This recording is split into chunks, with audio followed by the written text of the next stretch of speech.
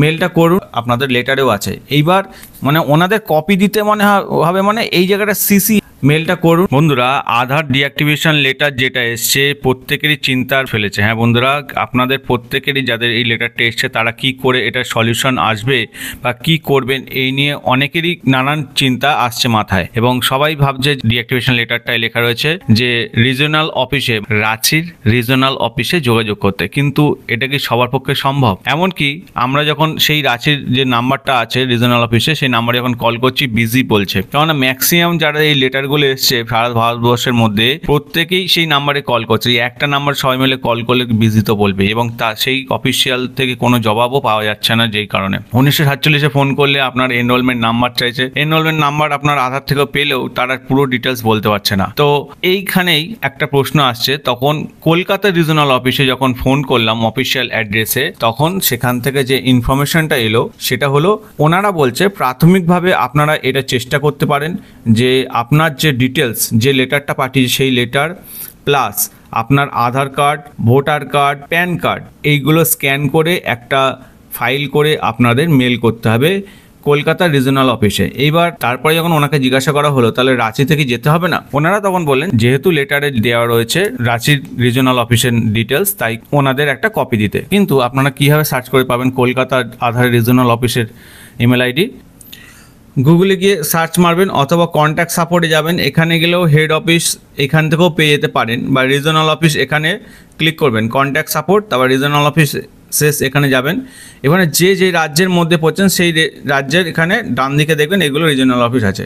তো আমরা কলকাতা হলে কলকাতা, এখানে কলকাতাটা সিলেক্ট করে নেবো, West Bengal Kolkata, state office Kolkata West Bengal. যখন এখানে ক্লিক করবো দেখুন এই ডিটেলসটা খুলে যাচ্ছে, এই যে এখানে এই ডিটেলসটা খুলছে, তার পুরো অ্যাড্রেস দিয়ে দিচ্ছে, আর এখানে toll free number, phone number call করলে ধরবে না, কিন্তু ইমেল আইডিটা এইটা এখান থেকে পেয়ে যাবেন। এবার একটা কথা বলেছি, এই ইমেল আইডিটা ধরে কপি করলে কিন্তু হবে না। এখানে দেখতে পাচ্ছেন আমি নোটপ্যাডটা খুলে নিয়েছি, এই যে ডটের জায়গাটা ডট বসাবেন, এরকম ডট বসাবেন, যে কটা ডট আছে ডট বসাবেন, যেখানে অ্যাট আছে @ বসাবেন, আর যেটা ডট আছে থার্ড ব্র্যাকেটের মধ্যে সেগুলো ডট বসিয়ে এই ইমেল আইডিটায় সেন্ড করবেন।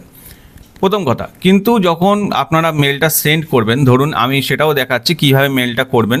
আপনাদের জিমেলটা লগ ইন করে নেবেন, লগ ইন করে নিয়ে কম্পোজ মেলে যাবেন। এই কম্পোজ মেল যখন গেলেন এই জায়গাটা দেখতে পাচ্ছেন, কম্পোজ মেলে এখানে 2 যেখানে আছে 2তে এই অ্যাড্রেসটা দেবেন, এই যেটা আমি এখানে কপি করলাম, এই যে এটা দেবেন, এবং সিসি মানে ওনাদের কপি দিতে মনে হবে, মানে এই জায়গাটা সিসি এটা আছে, এই যে সিসি এখানে আছে, এই সিসিটায় ক্লিক করবেন।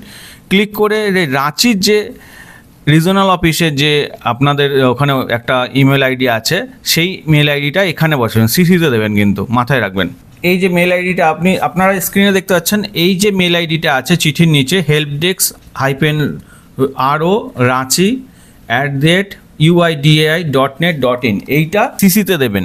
ভালো করে দেখুন, আমি এই জায়গাটা জুম করে দেখাচ্ছি, এই যে হেল্প ডেস্ক এটা সিসিতে দেবেন, এবং সাবজেক্টটা লিখে দেবেন। বন্ধুরা তোমরা এইভাবে যাবে, এখানে কম্পোজ মেলে যাবে, এখানে এই ওয়েবসাইটটা দিয়ে দেবে, এটা হচ্ছে প্রথমে সিসিতে 2তে থাকবে হচ্ছে westbengal.helpdesk@uidi.net.in দেবেন।